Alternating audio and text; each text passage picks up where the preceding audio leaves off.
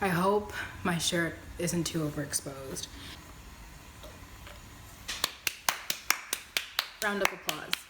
I love it. I love it.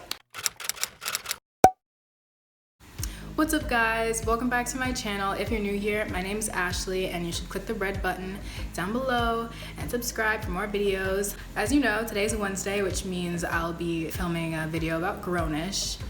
Oh God. So today's Wednesday, which means in this video I'll be talking about Grownish, the show on Freeform that I've been talking about for the past like 2 weeks now. I'll be talking about the episode that aired last week. And before I get into it, I just wanted to address some some feedback that I got on my video that I posted last week about it. And I just want to reiterate again that in no way, shape, or form am I bashing this show at all. I love this show a lot, and the only reason I'm so critical of it, I guess, is because I know it has so much potential. That's the reason why I nitpick every little thing and just give my reaction from an audience perspective, you know? So in this video, I'll be discussing episode 7, which is called Unbreak My Heart. And this is honestly, it has been my favorite episode of Grownish. Everything I've said in the last video that I didn't like about it, it's they fixed it. It's almost like they read my mind. They came back to everything I loved about the show, and once again, I'll get into it. There's literally nothing, I don't even have, I always make a pros and cons list, and I don't even have no, that's a lie, there's one. There was hardly anything I disliked about this episode, so I just want to thank the creators and the writers and the directors and the cinematographers, because start things off, I loved how they came back from the whole far-fetched ideas and what type of college issue is this, and they brought it back to a super normal, relatable issue, a breakup. I just loved that whole theme of the episode, and there was just one thing going on. It wasn't all these different little issues and you're just trying to figure out what's really happening right now. The whole episode revolved around that one thing, and all the characters were involved in that one thing, and that made the whole plot just simpler and better. And what I especially liked about this episode is that we got to see so much of the character interaction and the bonding, because I feel this episode best displayed the relationships they build between each other, especially when they all come to Zoe's room and they're all they're all encouraging her to go out, but then the lights go out. For one particular scene when all the girls are in the dorm room and all these candles are lit, and it's just the only thing that has light to it are their faces, and then everything else in the background is just black and muted out. And I think that's drawing the attention to the audience to focus on the character bonding happening in that moment, and everything else is just a distraction. And I felt that also went into the whole context of the episode, and it's what really matters are your friends, and everything else around you is just a distraction and you shouldn't worry about it. And then my absolute favorite part of this episode was the use of the color red. And I mean, obviously, I think they did this on purpose because there's a reason for everything, but this is what I interpreted from it. The use of the color red in this episode was so brilliant because, red is a color that symbolizes danger, and more danger. The first time red's really introduced is when Aaron comes to the door.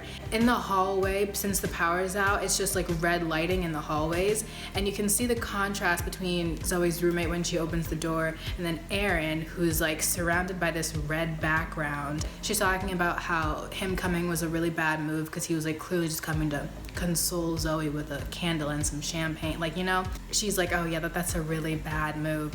And then he's oh, those weren't even my intentions.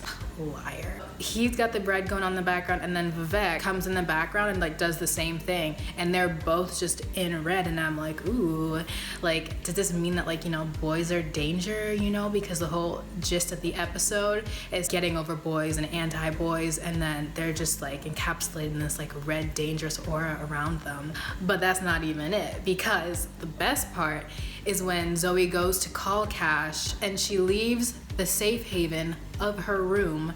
She goes into the red lit hallway. She's entering the danger. He shows up in a red shirt, bathed in the red light, and then the sign on the door says exit, which is also a red light, and I'm just I just, oh God, color theory. I just loved the incorporation of the color red because it just, it brought so much more meaning to the episode on top of the simple plot, but then you have the cinematography in it and then the color theory. It was, round of applause. I love it. I love it. Also, it takes place in like the little memory that like didn't actually happen when she's having the conversation with Cash and the camera is like pointing down on her, and because she does feel inferior. She's like, why would you sleep with somebody else that's named Zoe, blah blah blah, we were talking, and it's like pointing down on her because she feels smaller, and the camera's pointing up on him because, you know, he's superior, he's dominant, he's like, I can do what I want because I do what I want. And then as my film teacher would say, that's like a Hitchcock theory of the camera acting as a person between the two, adding tension.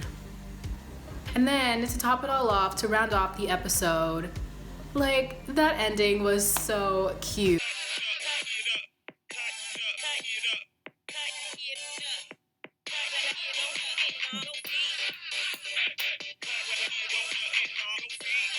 Because who didn't want to recreate 7-Eleven when it came out? You know, like, you were so quick to grab your friends, you were copying the moves, you were clinking the cups, like, it was so cute. And wow, 10 out of 10. Honestly, 10 out of 10 episode. That genuinely made me so happy. Everything about this episode, the writing, the colors, the camera angles, it was all great.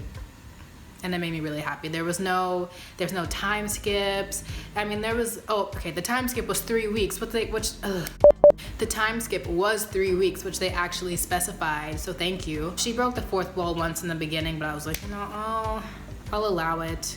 It's fine. I got so excited talking about everything I loved. I didn't even talk about the one con I had written down. The only con I had about this episode was the really cheesy part. I'm sorry, I'm talking really fast. The only con I had about this episode was when Vivek, Aaron, and all the girls are sitting in the dorm room, and then someone's like, oh, I have to go pee, and then all the girls are like, I gotta go too, and then Vivek's like, yeah, I gotta go too. I'm just like, really? Okay. But yeah, I thought that was a little corny, a little cheesy, but that's it, you know, that's all. Everything else, I love it. So thank you so much for watching this video. Comment down below what you thought of this episode. Like this video if you like this video, and subscribe for more me and more videos. And I'll see you next time. Bye.